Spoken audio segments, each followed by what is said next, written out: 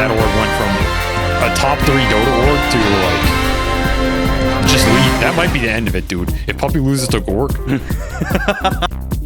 Alrighty, Avery, we got another episode of Not for Broadcast. Welcome back, everybody. We are going to be talking about the qualifiers for the international, as we had the qualifiers for Riyadh wrap up.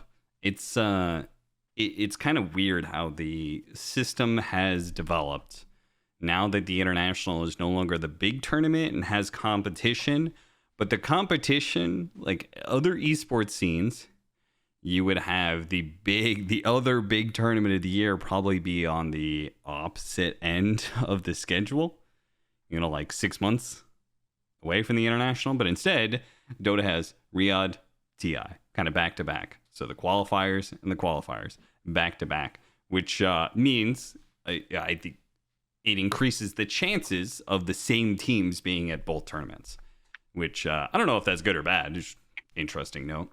I guess it kind of rewards peaking at the right time, if that's what you want to do. I don't know. I feel like TI's just moved every month. Like moved a month every year, I should say.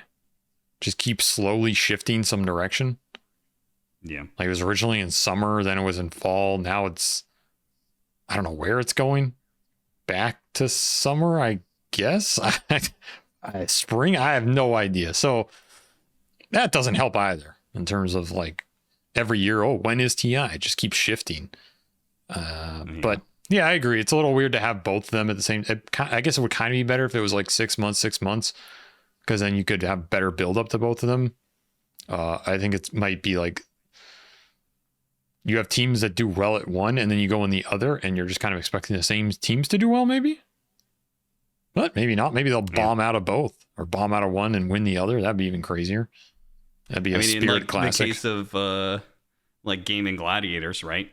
Most consistent team of last year, but got the third most amount of prize winnings because they had their worst performance at the highest, most valuable tournament. I mean, whatever, man. Yeah. Third most win. I only got $8 million. Like I don't know what it was. It was some insane amount of money. And the thing is, okay, so when you win on a top team, even if you're not winning the most prize money, when you win that much, you effectively won more, because guess what happens next year? You go to your org and you're like, time to raise the salaries, Mr. John Salary. And he has to do it because, like, what is he supposed to do, right? Your competitive offers go up by an insane amount. So, yeah, maybe they didn't win like the biggest individual prize pools, but I think all those top teams are doing more than good in the Dota ecosystem, especially compared to a lot of other esports in the last few years. Yeah. Oh, it's a good point. But you should have called him John Gaiman. That's a better name. I didn't want to be John specific, Gaiman. We're on a Tundra podcast, so I don't want to start calling out other orgs. I'm just going to say John Salary out there. Oh yeah, that would be really bad if we called out like Tundra in some way. Like we did in last episode. They enjoy that. They enjoy it. I think it's actually something that more esports orgs should figure out, is how to poke fun at yourself, because I still stand by that this idea that esports has to be as serious and professional as traditional sports is just erroneous on some levels. Like, I don't think it's the demographic that it's ever going to appeal to, and I don't think it necessarily should. I think there's definitely a group of people that'll be like that. And I think there's some sponsors that will be turned off from esports because they don't want their like brand affiliated with clowniness or something. And I think there's definitely a middle ground. But I also think in general, if you're more organic, if you can poke fun at yourself, if you can have a better relationship with the community where they don't feel like you're somebody trying to like be above them or something that you're not, then it generally works out better for you in esports. Like, people latch onto that more. I don't know, economically, maybe from a financial standpoint, it's worse. But I think from a community outreach standpoint, it almost always ends better. Like, my biggest example of that, I think, is if you look at like what happened to EG, right? Like, not to pick on that org, but I think it's the clearest example of like the last 5 years in esports, specifically because they're related to Dota. I don't know about the other esports. There's probably a lot of other shit, but I only know Dota. So I'll talk about Dota. With them in Dota, that org went from one that was like very much connected to their brand and the fans they built and the people they had over the years, to one that increasingly became more corporate and more professional and cleaner and all of this, right? And it didn't end up doing anything for them. From like a business standpoint, from a venture capital standpoint, that is what you do with a business to scale it up and make it more professional, attract sponsors. But in esports, it just doesn't seem to work like that. And I feel like it just ends up hurting you more than it helping you, because then you just alienate more of your fan base and you just become a soulless entity. Like, I feel like by the end, that EG brand was just it could have been anything. I had no personal attachment to it. Whereas 4 years ago, even I had, like, as an NA player, had personal attachment to that brand. There was a luster about it. There were player affiliations with it. It was, I mean, it helps when you're winning, but like, there was a history, there was a lineage, right? There's all of these things. And when you get rid of all that and you lose your connection to the fans, it's just like your name on a flag. Congratulations. In the old days, I was an EG fan. And like the EG versus Liquid rivalry that went on, not just in Dota, but in other esports as well. I would back EG. It happened pretty quickly. You just have zero feelings for the org. Yeah. I mean, great. I mean, some of that is just coming on to this side of the microphone and stuff like that. I stopped caring about anybody's success. But okay, you say that, but still, you can feel either a connection or not to certain organizations, right? They're players. Supposed to be doing their and they gave you a beautiful roadmap of how to decimate a brand within, like, they speed run that shit, man. They absolutely speed ran that shit. My God. Like 3 years, that org went from a top 3 Dota org to like just leave, like people begging them to leave to stop disgracing the legacy. I mean, my God, what a train wreck. So the bar is low. Bar is real. Something funny. I was told this little anecdote recently. Their 25-year anniversary is coming out. It's their 25. They've been around for 25 years. EG? Can you believe that?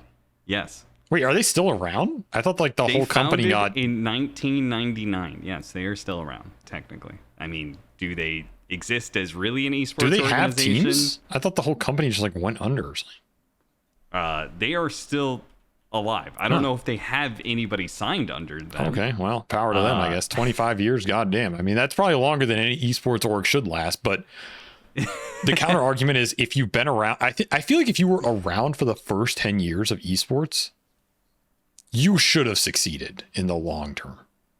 Yeah. Again, the financials are difficult, I know that, but like from a brand perspective, because the early adopters usually early adopters in tech do well. Early adopters in esports was like insane advantage, astronomical advantage, right? You just gobbled everything up. You gobbled up the fans. You went to tournaments for super cheap. You got legacy players when nobody was getting salary. Like, maybe there wasn't that much for you to get in return at that point, but man, there was no barrier to entry, no regulation, no competition, nobody vying for, like, it was just like, it's insane if you got in early and you had that first 10 years. So for them to lose all that as well is just brutal, because you can't get it back. It's not like you can just go back and rebuild that easily. Now it's insanely expensive to build all that up. So yeah, shame. Yeah. I believe they still have a Valorant team. I don't know what else. That's nice. Have. That's nice. I got a tree in the backyard with some quail in it. You can make something out of that. Anyway, about as the useful. Point of this story, there was more to this. I don't know why I played Valorant there. I was just It is their 25-year anniversary, which is crazy for an esports org. And obviously for a normal esports org would be a cause for a celebration.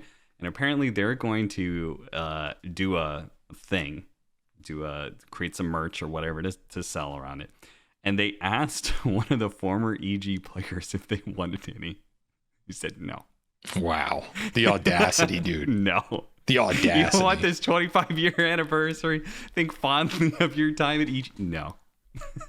Look, I have a mixed history with that org, and I have a mixed history with that org before the VC guys got in there. Right? Yeah, so, like, after that, I know the guys who went through that shit. None of them want anything to do with that organization. I don't think anybody in Dota wants anything to do with that organization ever again. That is just, like, insane that they would ask that. But, yeah. Nice little roadmap of. So you're saying you don't want any 25-year anniversary stuff? No. Give it to charity, man. Do something good with it. Don't come to my door. Like, all right. There's few things I will never do in my life. One of them is work with that organization, and I do not mind saying that. I bet Tundra likes this part. Like, yeah, shit on other orgs. This is great. It's the truth. I don't know how we got on this topic, but yeah, it's like the only one. I just refuse. Yeah. The international qualifiers are starting. We are covering North America, whichever way we're pointing. We are covering North America, so you can catch us there. We're doing it right now. We actually just got finished with day one. Oh, yeah. Oh, yeah. Had it all, man. Our first series was a forfeit. Our second series was somehow managed to go to game 3 because Gunnar misclicked picking Meepo over Yuma taking Meepo. So it did go to a game 3, but the game 3 was the stompiest game. Probably one of the stompiest games that I've ever witnessed. It's probably in my top 25, maybe somewhere in there. Yeah, it was pretty bad. It was pretty bad. So that's going to be happening. North America, at the end of the day, it's probably Nouns versus Shopify Rebellion. I don't think there's too much to talk about there. Do you agree? Yeah, not really. I feel like we're just going to wait to see the outcome that we all know is coming. Maybe something insane happens, like their boot camp gets struck by a meteorite. But outside of that, I think, outside of a real life crown fall event, I think we're just going to see the matchup that we've seen all year. Though how that matchup goes, I think, is more in the air. I know last time I said Nouns are going to win, I was 100% sure of that. Gabe actually came to me in a dream. Now they've had a little bit more time with mind control. Maybe. Yeah, now it's like murkier. I also just feel like that team doesn't lose too many qualifiers in a row. Like historically, it's pretty rare they lose a lot of multiple ones in a row, multiple big ones. They just always find a way, man. Those interregionals are really hard to just win over and over and over again because even if you're the better team, it's just weird in the interregionals. So I don't know, man. This one I'm a bit more mixed on, but honestly, I think Nouns are going to win again, dude. I think they're going to win both. I just feel like there's too much bullshit going on. You know what I'm saying? You know what I'm saying, Austin? Yeah. You know what I'm saying? I don't want to say it, but there's a little too much bullshit going on. You know what I'm saying. Viewers know what I'm saying. So we'll see. We'll see. That's all. South American qualifier. Why are you smiling? I don't want to stick on LNA too long because it's just it's whatever, man. We already know. We know the score. We're going to do all of this in contrast to Riyadh. Basically, we're going to say, is anything going to change from the Riyadh qualifiers? So the Riyadh qualifiers had Heroic and Beast Coast making it to the upper bracket final. Heroic managed to 2-0 Beast Coast. Beast Coast knocked down, and they matched up against Boom. And then there was that really, really one-sided matchup against Boom where they 2-0'd. Yeah, I mean, is Boom out of the hospital yet? What happened to those guys, dude? They in a coma? Jesus. We're talking about beatdowns in NA. People make fun of NA. Did anybody people watch that series, right? They saw what happened. You're talking about shellackings. That might have been the biggest beatdown I've ever seen in competitive Dota. I'm not exaggerating. That might have been it. It's like 23 minute, 24 minute combined series with early rage GG out. Okay. I mean, and apparently Boom's back. They had to play through the open qualifier. Yeah, they're back. That's Dota. Apparently they failed the first qualifier. So jeez, something's wrong with that team, dude. I don't know what it is, but you should never lose that bad, and not with the players you have. So I think they're just screwed. Yeah, because I don't think you can recover from that. Well, I make it even worse because of that. They're starting in the lower bracket. Yeah, they're done. They're disbanded. Sorry, Boom, but you might not know it yet, but that roster is disbanded. There's no way they're making it to TI. I don't even care who they play against. No way. No way. Beast goes early on Mayawamo Shinderu them, huh? You are already dead. All right, so in that case, do you think it's just Heroic Beast Coast? It's Heroic for sure. Yeah, no one's close to them. Okay. Leviathan was the fourth best team. They got 2-0. I don't care who the other one is. It's just not Boom. That's all I'm saying. It's going to be one of those teams. Okay, it's going to be awesome for them. I'm not downplaying them, but it's just not Boom. That's my prediction. They're screwed. So it is Heroic. Fucking disbanded. I don't care about Boom anymore. If you say Boom is out and you are not 100% certain that Beast Coast is the other team, then there has to be somebody else in contention that is not Boom. So is it Leviathan? You think this team's any good? It's the Kartaro team with Zephyr and KP and Stinger. Oh. Boom is out, dog. Like, I don't know what to tell you. It's just not Boom. Okay? Stop asking me about these other teams. It's going to be one of them. It's just not going to be Boom. Okay.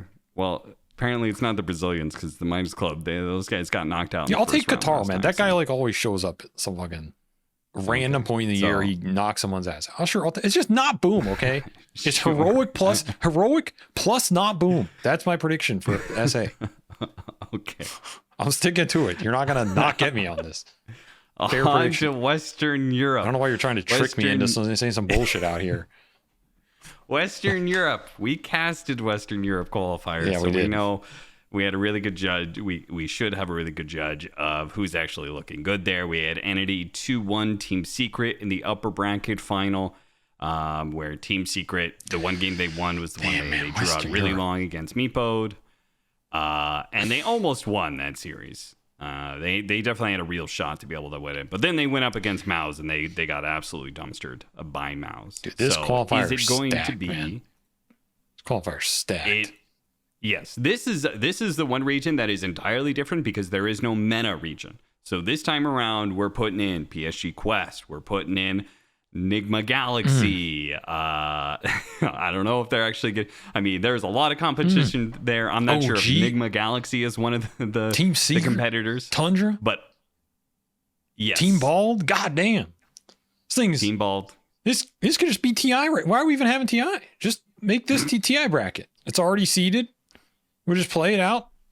You got TI winners in here. You got half this qualifiers TI winners, man. Seb. Yeah. The winner plays Kuroki, Sumail, Soxa, Puppy. Yeah. Thompson. Literally half the teams in here have TI winners on them, man. Yeah. Jesus. Yeah, they do. So, who's favored in this one? Hold on, let me check with our producers real quick. Yeah, Tundra there. Wait. No, Avery, I'm told that Tundra. We're not supposed to say they make it through the upper bracket. I believe it's we have to disguise a little bit. So it's going to be hard, but they'll make it through the lower bracket. I mean, who's making this? Is like honestly, this is a very tough one because there's only 2 slots. If there were 3, I would say like Tundra, OG, Entity would be my 3, I think. But because there's only 2, that's tough, man. That's tough. You think you think Seb's gonna let himself miss a TI that he's trying to qualify for? Okay, so like on paper, I think it's Tundra OG, right? I think they're the 2 teams that have performed the best over the course of the year, had the most experience, have the most structure going in. Though Tundra with like Ramses didn't look like they were gelling super good the last time we saw them. So I'm like a little more mixed on them, but I think if they can get some momentum going in this qualifier, then they still have looked really good in some of the past tournaments, right? So yeah, I don't know. I feel like you got to go with Tundra OG on paper, but if there's an upset, dude, I don't know. I feel like this Team Ball team is actually going to ruin someone's. They're going to disband somebody, dude. I'm telling you, this team is not bad. Like this Soxa Saberlight 3-4 is honestly better than I think a lot in this tournament. I'm not even memeing you, bro. Like, I'm pretty sure this Soxa Saberlight duo could disband Boom. You know what I'm saying? Like they 2v5. That team's already dead though. They could kill them again. Like these guys are good, dude. And the thing is, there's no pressure on them. So that offlane might just like win you some games or disband some team. I'm not even capping. So I don't know. I think that's going to happen. But you think they who do they disband though? Do they disband Enigma? Who's dropping into them? Is it flipped or is it direct? Oh, that's what I want to know. Right. Do they flip this? this? Probably flipped. It's usually flipped. So it's probably secret mouse. Oh my god. Oh, dude, if it's secret down there, they're getting disbanded, dude. I'm calling it now. Oh my if it's Mouse, I actually think Mouse will be there. Gorgc takes out Puppy. Holy shit. I actually think it might happen. I think it might happen, dude. I give it like 60%. 60% chance Gorgc just ends that man's career. That might be the end of it, dude. If Puppy loses to Gorgc, is that it? Is that the last nail in the coffin? Like the man's been to like 13 TIs. Let yourself go? Can you let yourself go out that way? Can you let yourself? Go on? That was my final. After that, that's a better question. Can you go on after that if you're Puppy? I'm not even flaming Gorgc. Like Gorgc's fine. That team is not. I was just saying that team I think is actually pretty solid. But like, you know, they have nothing to lose. Team Bald has nothing to lose. These orgs have everything to lose, Austin. You make it sound like the team that loses to Team Bald should Disband. have to commit honorable seppuku. Yeah, just ban your own account. Like, do it. Man up. Ban your own account. Disband yourself from the game of Dota 2. You have to start from fresh. You get a new fresh account from Valve that's 5 KMR, and you have to grind back up before you're allowed to compete. And, you know, I don't know, man. Wikipedia wipes all of your accomplishments. I mean, there's no shame losing to a TI winner in Soxa, so I guess you can hold your head high in that. But like, I mean, legitimately, you have something going on there. I'm looking at this Saberlight Soxa. Yeah, I'm telling you. Dude. Is there a offlane duo that I think is better than Saberlight Soxa? Not very many of them. No, that's what I'm saying. They're literally just teams. Better than 70% of teams in the world. Like, I might take them over 70% of teams at TI or Riyadh. Honestly, that is just a sick 3-4. It's sick, especially when there's no pressure on them. Like, I feel like Saberlight has looked pretty bad on Shopify, but he looked good on Liquid, and I think he can look good on these teams that are like more stress-free and just flowing, right? And I think he will find a good team next year. And it's unfortunate that he might miss out on these big tournaments right now, but that guy is very young. He has a lot of energy. He has a lot of time. He'll figure it out. And Sox is a good pairing for him because Sox is just so damn stable. Like, I would actually take them over a lot. I still think the top teams on paper in Europe are going to they're going to perform better and you would take them, right? Like, I think 9 classes looked really good. And I think if he figures out Ramses, they could look pretty solid. I think Whisper and, oh God, my brain just fogged. Ari. Yeah, Whisper and Ari. I think they might be the best in terms of like recent performance. Like, they're really good, right? Really explosive. I think so too. They have that like weird language barrier thing though that they always talk about. I don't know how that works, but I think you're the only one who talks about it. No, they've said it that Whisper just doesn't talk in game. He just pings. Yeah. So like, okay, they say it's not an issue, but I'm telling you, it sucks. You're in the middle of a team fight. You need some guy to call out something really important. It matters. So that I held them back a little bit there, but obviously those guys are just so high skilled it doesn't matter. But yeah, like that is a strong offlane duo, man. I don't know how they're just like on an open. I mean, I know that they are, but it's kind of crazy. Those guys are just playing with basically a caster stack for fun, right? And some of these teams would probably pay them a lot. Like, you pay that duo like $40K a month combined to be on your team, probably, like, easily. Yeah. All right. Well, I mean, we are going to go through all the qualifiers because, you know, why not? But we are going to get a chance to talk about these again because only 2 of the qualifiers are going to be happening at a time. China and North America right now. And then we still have like 8 days until Western Europe happens. But on to the next one. Eastern Europe is the next one. Eastern Europe gets 1 slot. Damn. Avery. Too good. Is it going to be Virtus Pro? Is it going to be Navi? Is it going to be 1 win? Do you know who won from Riyadh? Yeah, FNG. Yep. Virtus Pro 3-0'd Navi in 3 50-plus minute games. I thought Navi was going to do better. They 2-0'd them in the upper bracket final as well. I genuinely thought Navi was going to do better in that, but something has just not clicked for them. Maybe just not as much experience on that side. FNG just, out strategied them. Honestly, I probably still give it to VP, man. I think they're going to make it through again. Yeah. I don't see these other teams challenging. There's just not a lot of like super experienced good 5s in CIS right now, I think. Like, they're solo, but this 9 Panda squad is just all over the place. Like, the only people really left from it are Kiyotaka and him. They're kind of rebuilding. You have Kaori back here with the Hawk on this DMS squad, which is like kind of interesting, but hasn't had the recent results. Maybe one of these teams makes a crazy run, but I still give it to VP. They just have too much structure going on right now. too much experience, good captain, experienced drafter, guy who they're not going to crumble under pressure, right? Like there's a lot of those factors help in TI quals because TI quals are a lot of pressure.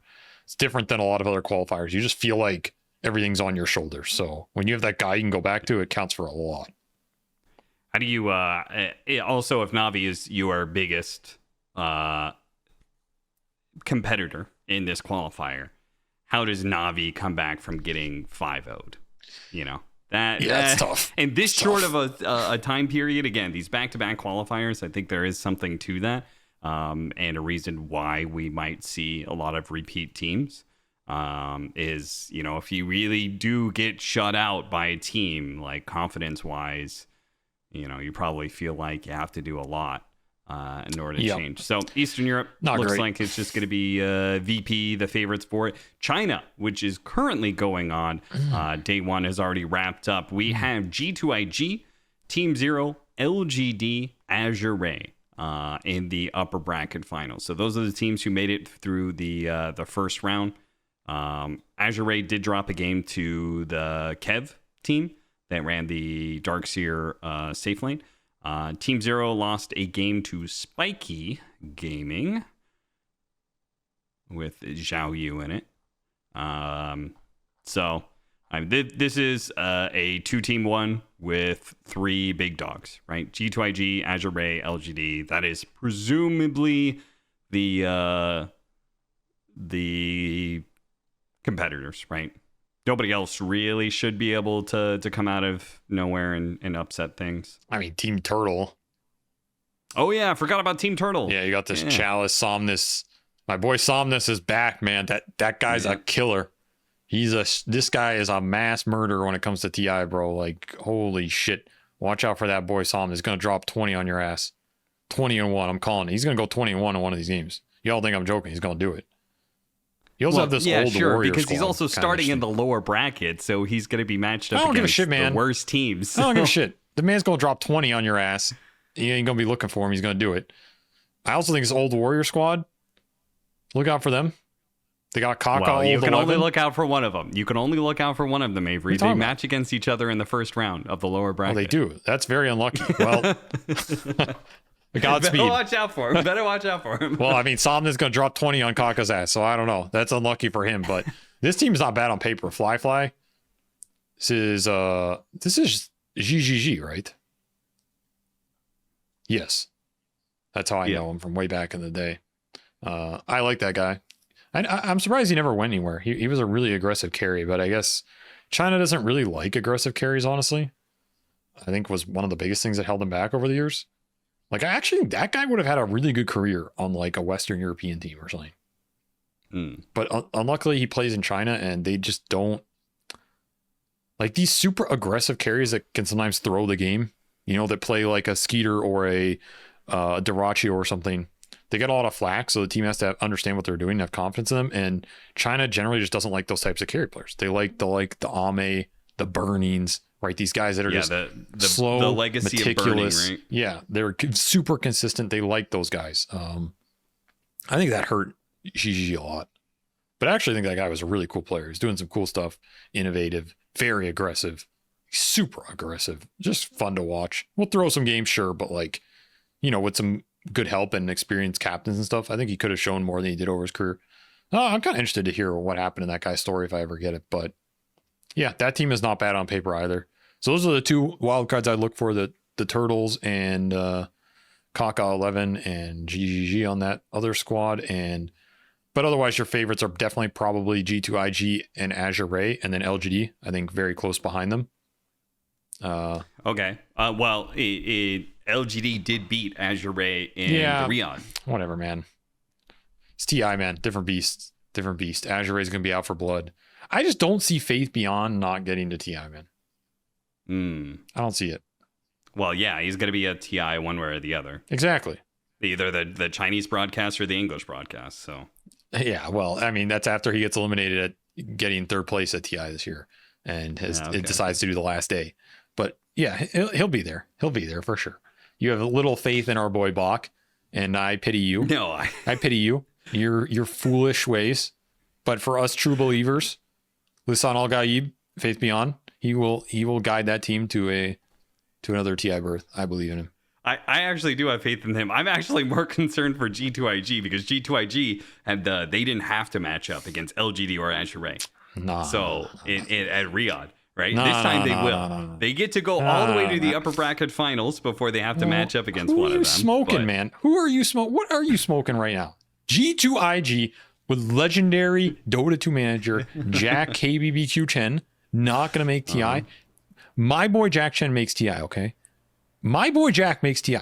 He'll make it with anybody. You give that man 5 dogs behind a Wendy's dumpster, he's going to make TI. And he's going to get him sponsored by a Chinese gambling company, and he's going to make him big bucks, okay? My boy Jack Chen, he don't miss. He don't miss. He's making it to this TI. To be clear, this podcast does not support dog fighting in any way. I didn't say dog fighting. Who said dog fighting, bro? Okay, isn't dog fights our coach? Gambling dog fights our coach. I support him. I ain't support nothing about it. Sounds a lot like dog fighting. No, nobody was going there. Okay, I'm saying my boy Jack Chen could take nothing, he could turn it into gold. He'd get you there. Now he may not get you deep. That takes the team. Okay, but my boy Jack Chen's gonna get him there. No question, my 100% G2IG going to TI. It's done. It's already done. I'm not even going to debate it. Okay, so G2IG is locked in. Locked. Sounds like you have Azure Ray locked in. No, I said there's only 2 spots. Azure Ray LGD. There's only 2 spots. They're close, but honestly, my boy Somnus might just make the run. Like, I'm not going to count him out. One of the goated Dota players of all time. Go look at the stats, bro. This is why you're an analyst right now. This is top tier waffling. Everybody is amazing. Everybody is going to qualify. You know what? Fuck it. Dude, Somnus, he's going to knock one of them out. I'm going to say that here. He's going to knock one of them out. But I think Azure Ray is going to make it because I already said my boy Faith Beyond is going to make it to TI. He's going to. So I'm giving it G2IG locked. Azure Ray is going to make it, but I think Somnus, he's going to knock out LGD. I'm calling it now. He's going to knock out LGD. Azure Ray going to knock LGD lower bracket. My boy Somnus, he's going to be waiting there. He's going to be gobbling up them big old dollars. Send him home, and after you send him home, he's going to be happy. He's going to be content with it. He don't need much more. Stats don't lie, Austin. In 23 Stats don't lie. In 23 minutes, Avery, we will see Old Warrior. No, I don't even need to see Turtle. it. I don't even need to see it. I already know. It's already locked. Okay. You can make a meme after this, after I'm wrong if you want, but it ain't gonna be wrong. So do whatever you want, man. It's locked. Nostradamus strikes again. Final region, Southeast Asia. Yeah, they're fucked. Oh, you meant the qualifier. Oh, okay. Southeast Asia, last time around, Aurora beat Talon, and then Blacklist also beat Talon. Talon got back-to-back smacked and failed to qualify, being 1 series away. So, is that going to happen again? They have 2 slots. I mean, Aurora is going through for sure. Let's not kid ourselves. Aurora is well ahead of everybody in this region. Okay. To me, it then comes... I think it actually comes down to Blacklist versus Bleed. I don't think Talon are going to make it. Okay. Just my gut read. They did get Makoto, but he's been out Bleed of the has game. Emo. Oh my god, I didn't know that. This Bleed squad is cool. They're sneaky, man. Jackie is a little inconsistent, but like he's still solid. Emo Zeal, these guys got experience, man. They got some experience from the Chinese region. They're ready to rock and roll. They got Paulus in there to back them up. I could see Bleed make a run here. If Emo's dropping them question marks, bro, I can see them make a run. That's all I'm saying. But I'm probably going with Aurora Blacklist here. I think Blacklist has looked pretty solid. I think Abed, I mean, he's my boy. He got that NA legacy. So, you know, he's one of the boys now. That man, when he's cooking, he's cooking. The Black Eye rivalry has been settled. Okay. No more fighting. They've reunited in their hearts. They're whole again. Now they're going to ascend to greatness. So I'm giving them their dues. If Blacklist does not manage to qualify, then we're going to see the other eye get a black eye. I mean, yeah, then that team's disbanding. They're not even going to go to EWC. It's all over. So, but like, hey, they're going to make it. So props to them. I mean, that is the funny thing about this is that like you have these sort of situations where a team could fail to go to Riyadh and win TI, or a team could qualify for Riyadh, possibly the highest prize pool of the year, and then fail to qualify for TI, and then they go to Riyadh after just failing to qualify for TI, right? It's like that's gonna hurt. Yeah, well, pretty badly if in either scenario. Let me tell you something, Austin. Let me tell you something, Austin. Avery. You know what hurts more? When your only tournament with big prize money is TI and you don't get there. I would have begged.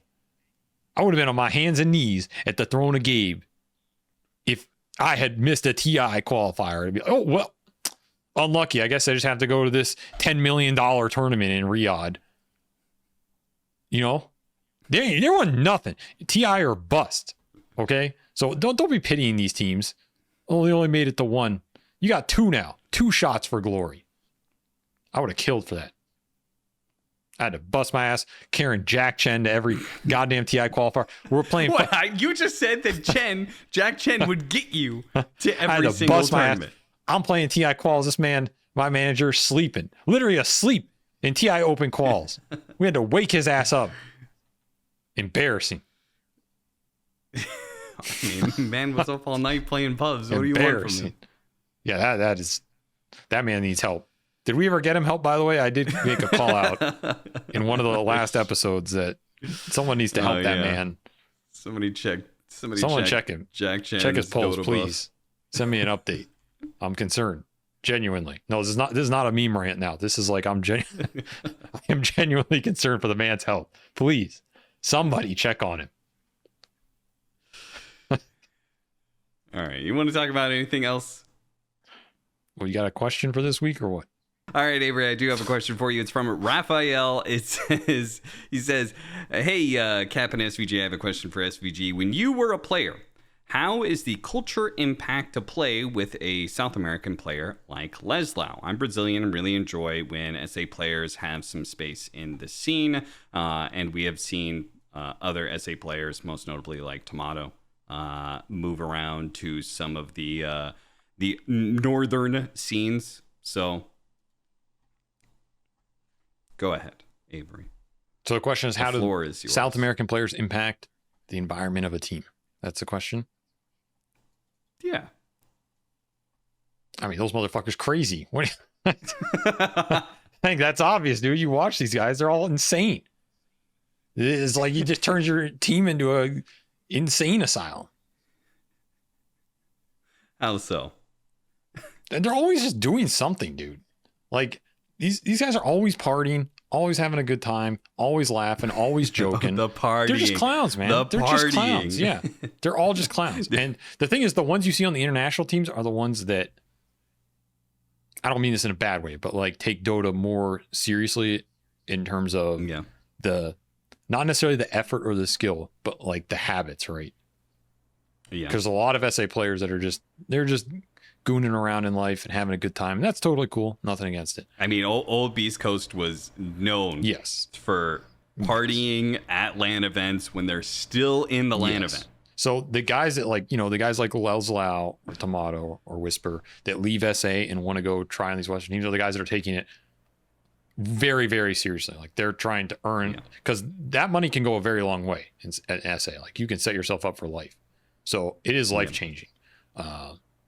And so some of those guys are really hungry. They're really hardworking, very humble, very motivated. When I worked with Tomato for a bit, when I worked with Lelis, like they're great teammates because they have like nothing to lose and a lot to gain, and they're willing to work really hard to get there. And those are great guys to have on your team.